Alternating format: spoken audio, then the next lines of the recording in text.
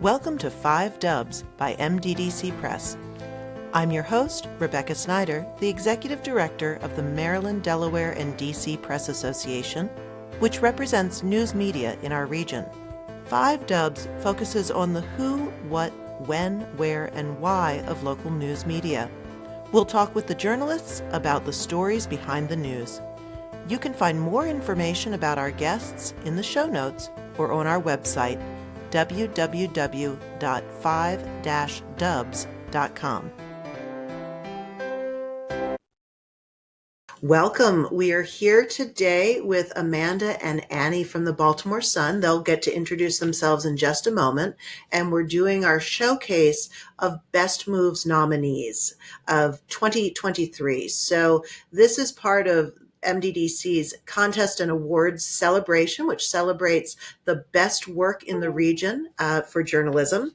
And the Best Move category highlights the work that our members feel was their best move for the organization within the contest year. So first, Amanda, why don't you introduce yourself? Then we'll go with Annie and then talk about your best move. Hi, thanks very much. My name is Amanda Kell, and I'm the Director of Enterprise and Investigations at the Baltimore Sun. Terrific. And Annie? Hi, I'm Annie Jennemann, and I'm a data reporter for the Baltimore Sun.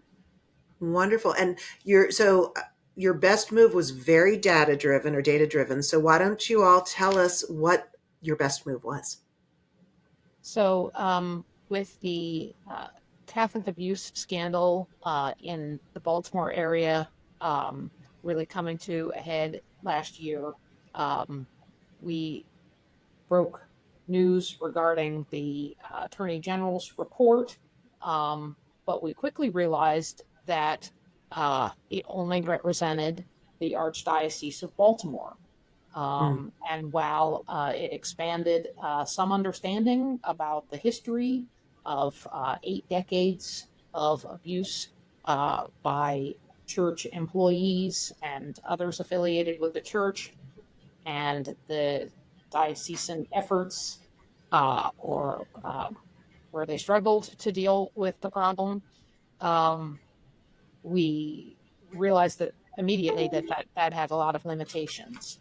Even as we continue to investigate and explore those who were cited in the report and fought to reveal their names, particularly breaking news on the names of the 5 church leaders who were responsible for making decisions about how the church responded to accusations.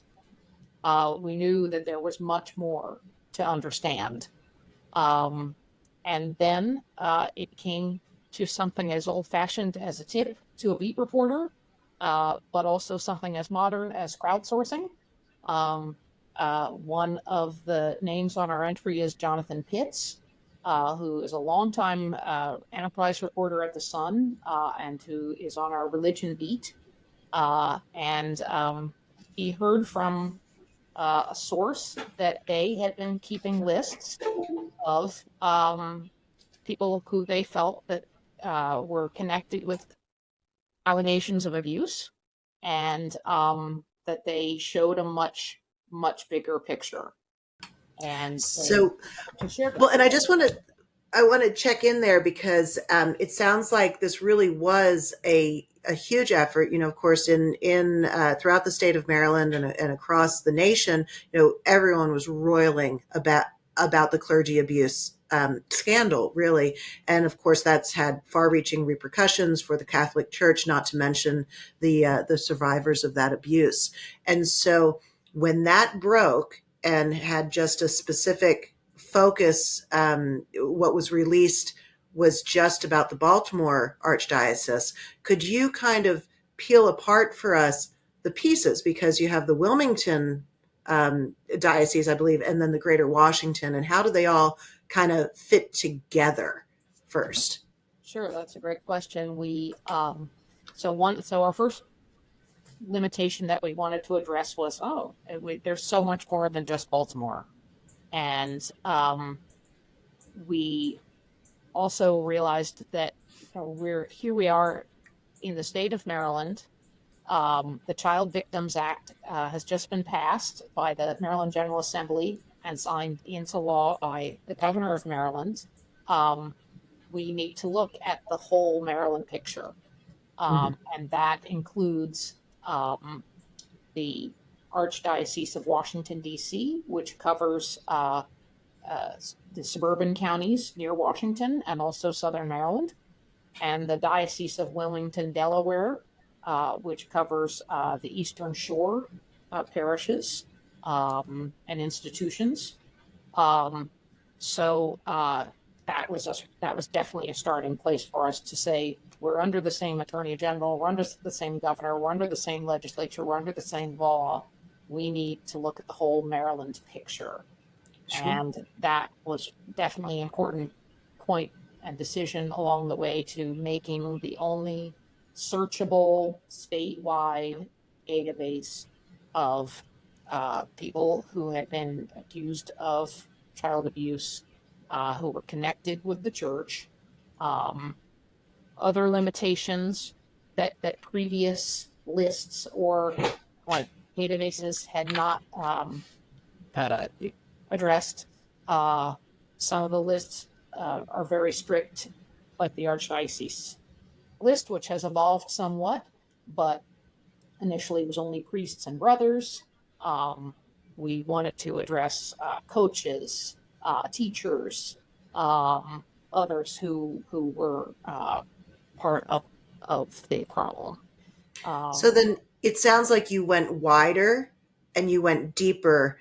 And so, talk a little bit about the impact of that. I mean, there is the joy of completion to say, here's the entire state of Maryland. But what was the effect of having that kind of deep data dive on this topic?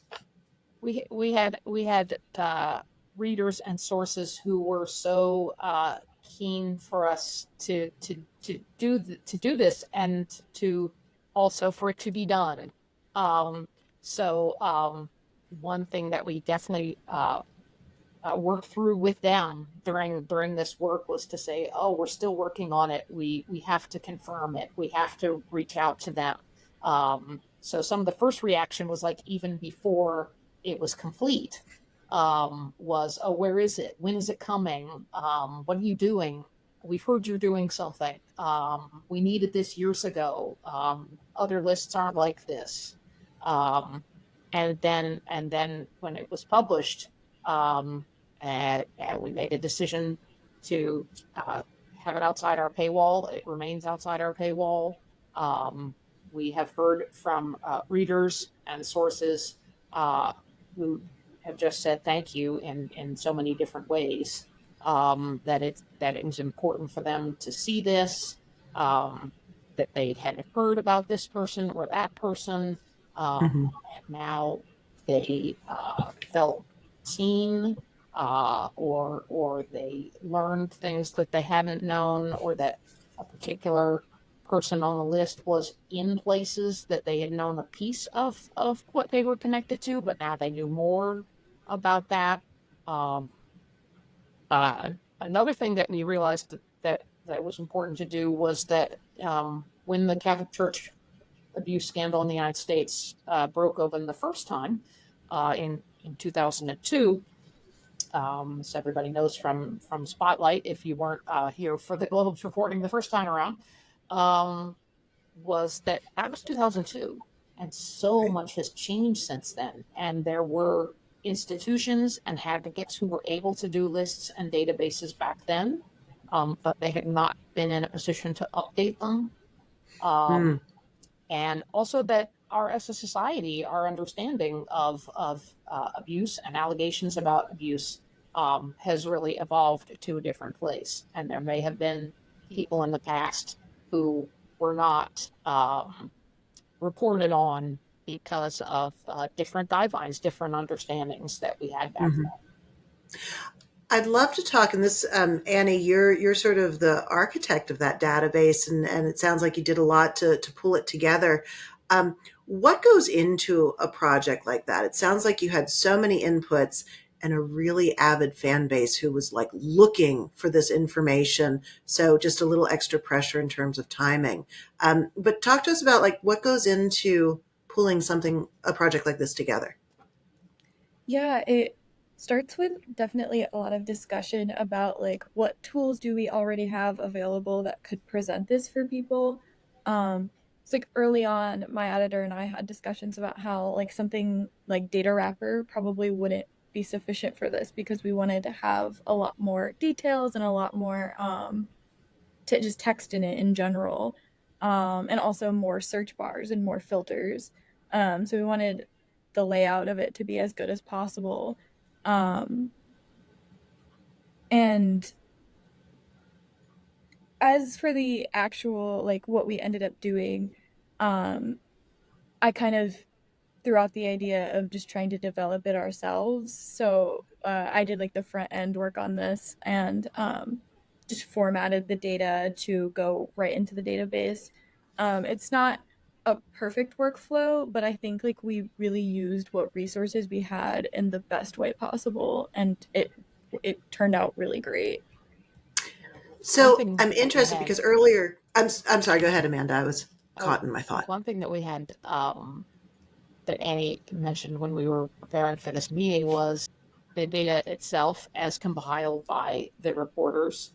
We already mentioned Jonathan Pitts, but there's Cassidy Jensen and Maya Laura and Leah Russell, and uh, they and many others across the newsroom. If you were not involved directly in this project, you were probably covering for someone who was. Mhm. And so they did first hours of research with um, church directories that showed where people were educated or posted, um, and of course, archives of the Sun, what other publications, many cross checks with archdiocese lists in other states, because one of the concerns that readers and sources had brought to us was, well, I know he was accused in Iowa and he's on that list, um, but he went to seminary here and he interned here, and I know that this was a problem when he was here. So the that was the research end of it for the reporters, which was a huge undertaking. And then it was knocking on doors, uh, finding people's lawyers, trying to talk to anybody who we could, who in some cases might confirm that someone had now passed away, um, or not. And then we would have to redouble our efforts to try and contact all of the people who we considered, including. And we were just talking about how at the last minute, our final number was jumping up and down a little bit as to what the universe of what we could include would be. But ultimately, we began with 155 names in the Attorney General's report. Um, there were 47 names on the Archdiocese list.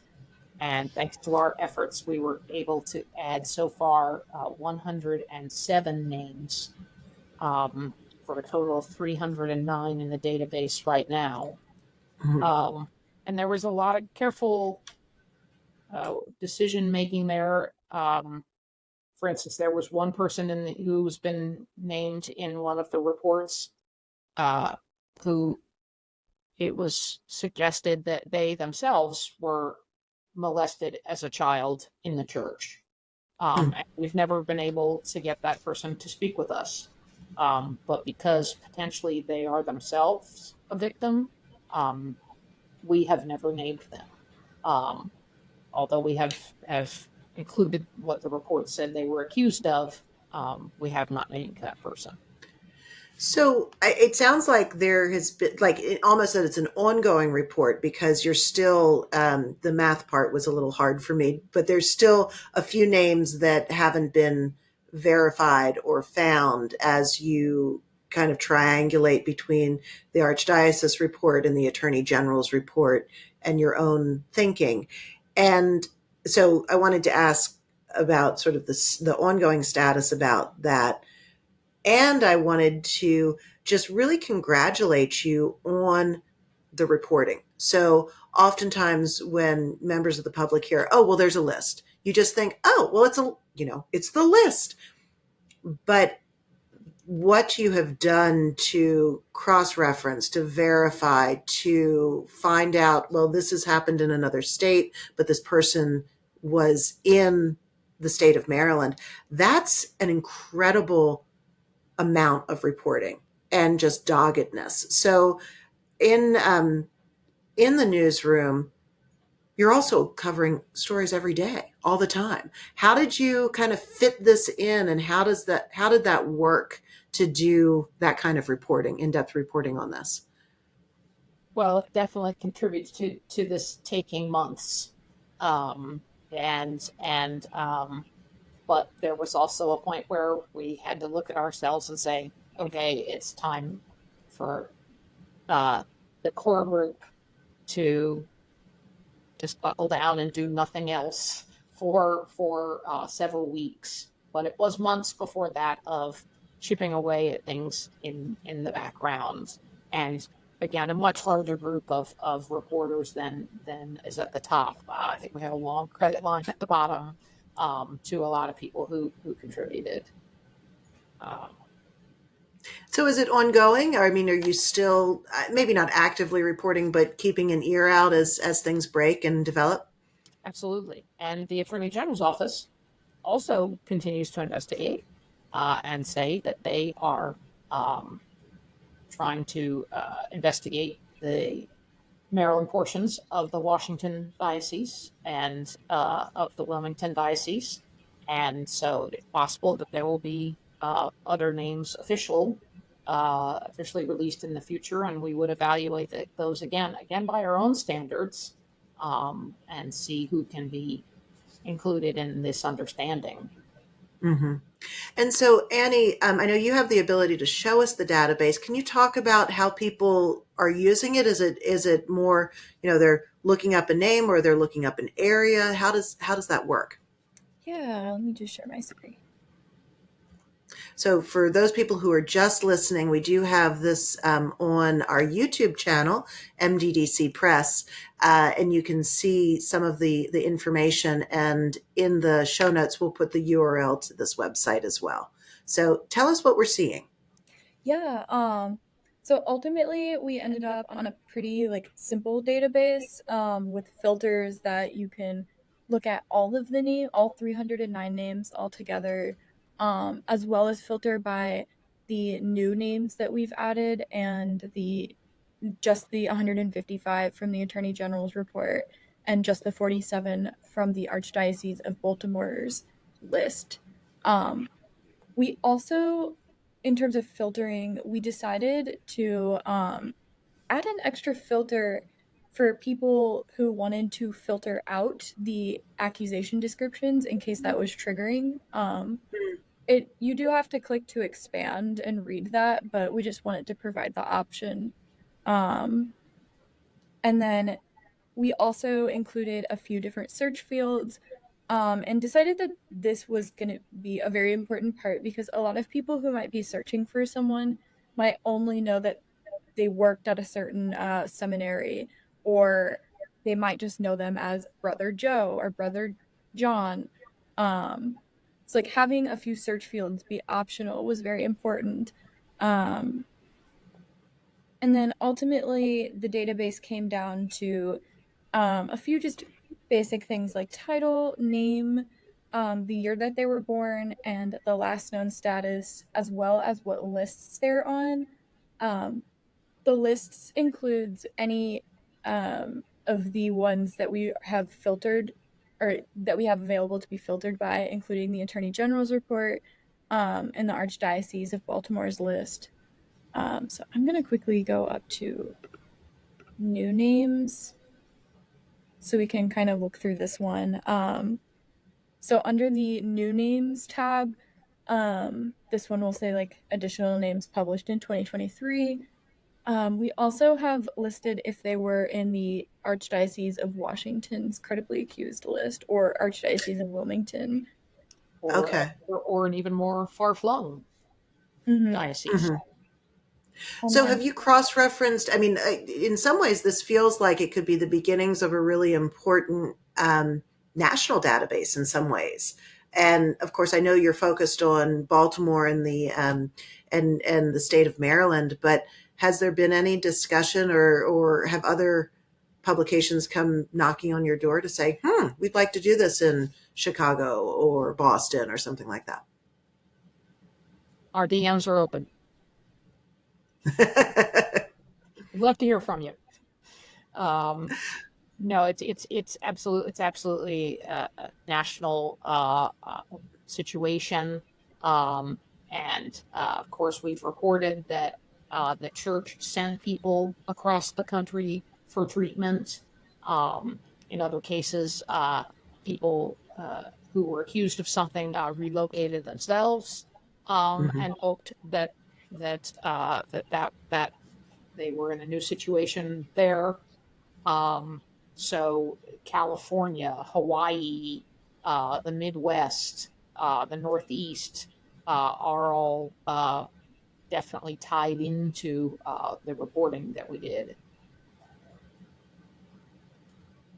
Oh, and it does. I love this last known status. So you can really see, okay, well, this is where that person is. And I would imagine for some survivors or people or even bystanders, just to know, oh, that's what happened to that person.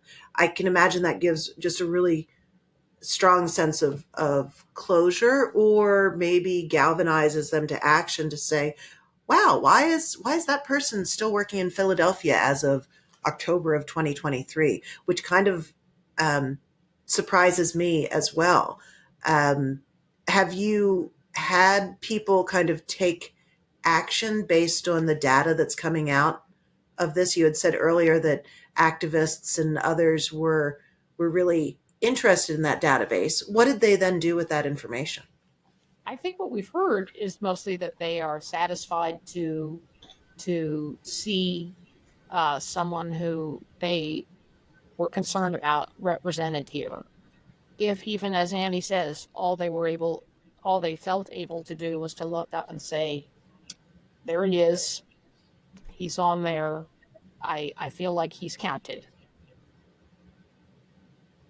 Yeah. One thing as far as this across our area that was I think we found, particularly looking at the diocese of Wilmington and understanding the Eastern Shore part of this, was in some cases people's tie to Maryland was that they were now in a retirement community Oh, I see.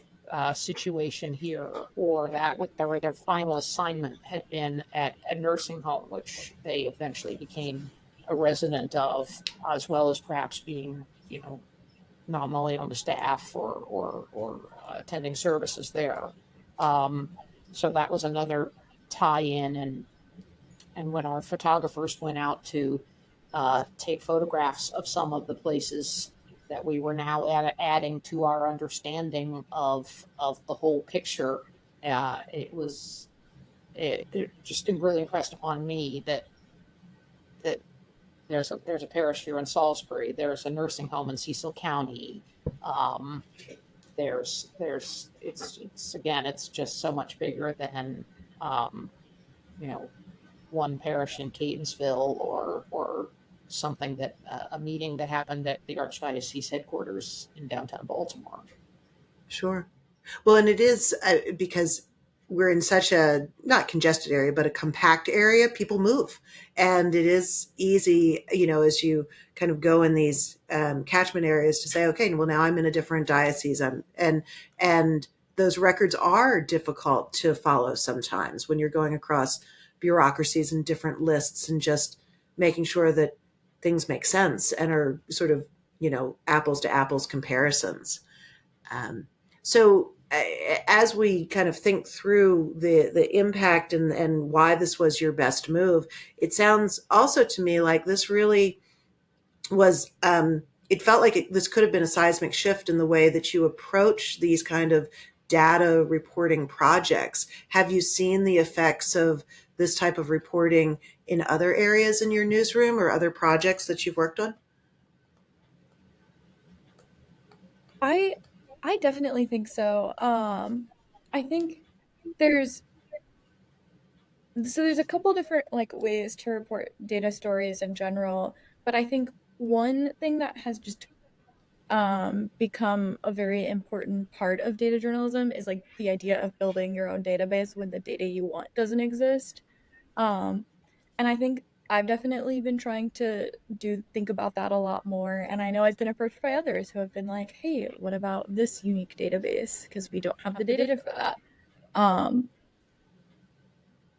Well, I and think, oh, I'm sorry, go ahead, Annie. I was just gonna say, I think it's something that's very powerful too when it like creating something that people can just look through themselves. It's always a public service, just like using our tools to build something that doesn't exist. Mm-hmm. I think it is so powerful because it kind of brings power to the powerless in some ways. When you just have either an idea or like, oh, I wonder what happened to that person, they can now say, oh, well, I want to look at it in this way or that way. Um, and I think also in terms of when we look at so many data sets under the Public Information Act and FOIA can be available, but they never quite tell you. They're just a really sometimes a very narrow perspective because those data sets are created for a really specific purpose. And as a reporter, kind of making those connections between those different data sets really, like in those interstices, brings out such a rich um, set of information and connections. And so I love to see this type of work kind of coming to the forefront. And um, you know, I think also in a piece like this, and I'd like to end with understanding how you humanize these data sets. So um, this is a database full of stories in some ways. And so I would love to better understand how you tell the story outside of the data, because sometimes it's difficult to not be overwhelmed by the sheer number and the lists and the stats. Well, that's a great question because when we were in the closing days of getting this ready, we all thought, well, the data is the story. The data is the main bar. That's the big piece. Um, and it's true. Um, but we also went back to our beginnings with our human at the beginning, which was Frank Engel, the aggregator who got us started on this path with his lists, and we told his story as part of the publication of the database. Um, that he was Calgary grad, says that he is not a survivor of abuse, but became very upset 20 years ago when the abuse scandal first broke in the U.S. about what had happened in the world of his church, and he began keeping these lists. So that's where our story started with Frank, and then the stories of the people who had not felt like they were addressed by the Attorney General's report was another Mm-hmm. important story to address. And that was part of our database when our others when we published the database, and then of course the people who were suffering because they had suffered abuse by someone and they hadn't realized all that person's other connections to other parishes and other schools. Oh, that's very powerful. Well, I appreciate you guys coming out today to talk about the Baltimore Sun's best move. which was the Archdiocese database, church abuse database, done in 2023, ongoing, still updated. And I just appreciate you sharing your wisdom and your thoughts on this important issue. And I cannot wait to see what you all do for your best move in 2024. So thank you so much for joining me. Thank you. Thank you. Thanks for listening to 5 Dubs with Rebecca Snyder. Please subscribe and leave us a 5-star review wherever you download your podcasts so that others can find us. What do you want to know about local journalism? Email me at rsnyder, S-N-Y-D-E-R, at mddcpress.com. Interested in supporting our podcast and journalism? Please donate to our 501c3 Press Foundation. Find out more and see the full episode list and show notes at www.5-dubs.com.